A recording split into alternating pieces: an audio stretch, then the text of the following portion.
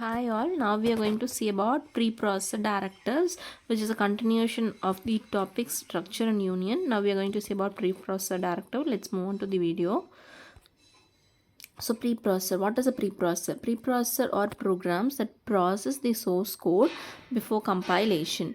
This process is called preprocessing. Commands used in preprocessor are called preprocessor directives, and they begin with symbol hash. Okay, so they begin with the symbol hash. So this is the preprocessor in C, which we saw in the previous videos. So the program process flow, file name in each step. First, the source code will be processed with the preprocessor. At that time, the file name will be sample.c. Then it will be converted into expanded source code. Then it will be in the form sample.i, that is file name.i. Then that expanded source code only will be passed into the compiler. After passing into the compiler, we'll get assembly source code, which is in the form of file name.s. So here the file name is sample, so I have used sample.s. Then the assembly source code will be passed into the assembler. Then it will be converted into the object code. Here it will be in the form of sample.o. Then it will be passed into the linker. Then we get executable code. Then the file name will be file name.exe. Then it will be passed into the loader. Then the execution. So preprocessor direct replaces hash define macro, hash include files, conditional compilation, codes like hash if def, hash if and def by their respective values in source code and source file.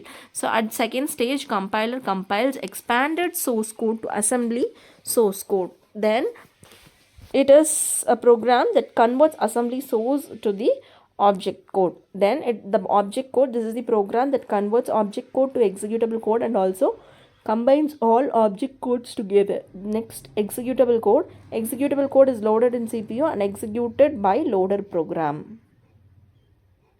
So these are the preprocessor directive. First one is hash define, which is used to define a macro. Then hash undef, used to undefine a macro. Hash include, hash if def, hash if and def, hash if, hash else, hash end if. So these are all the major preprocessor directive we are going to use. So there are four main types of preprocessor directives. One is macros, second one is file inclusion, third one is conditional compilation, fourth one is other directives. So other directives we have undef directive and pragma directive. So preprocessor directives, macros. So macros are pieces of code in a program that is given some name. Whenever this name is encountered by the compiler replaces the name with actual piece of code. So syntax of macro definition is hash define the token value. So hash define limit 5. So this is the best example. In this program, when the compiler executes the word limit, it replaces it with 5. So there is no semicolon at the end of the macro definition.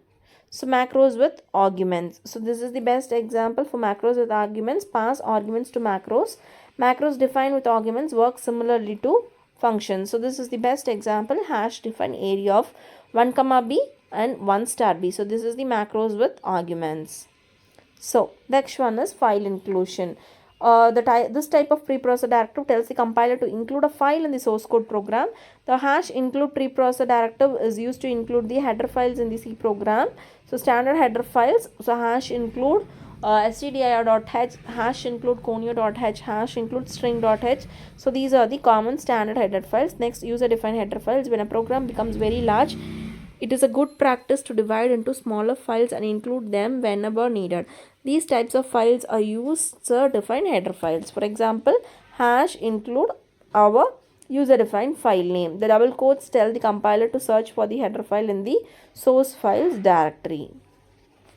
So next one, conditional compilation. Conditional compilation in C directives is a type of directive that helps to compile a specific portion of the program or to skip the compilation of some specific part of the program based on some conditions. There are the following preprocessor directives that are used to insert conditional code. Hash if directive, hash if def directive, hash if and def directive, hash else directive, hash else if directive, hash end if directive. Hash end if directive is used to close off if def, if and def opening directives, which means the preprocessing of these directives is compiled. So this is the example for conditional compilation. So next we are going to see about last one, other directives, undef directive. The undef directive is used to undefine an existing macro. This directive works as hash undef limit. So the next one is pragma directive. This directive is a special purpose directive and is used to turn on off some feature. These types of directives are compiler specific, that is they vary from compiler to compiler. So this is the example of pragma directive.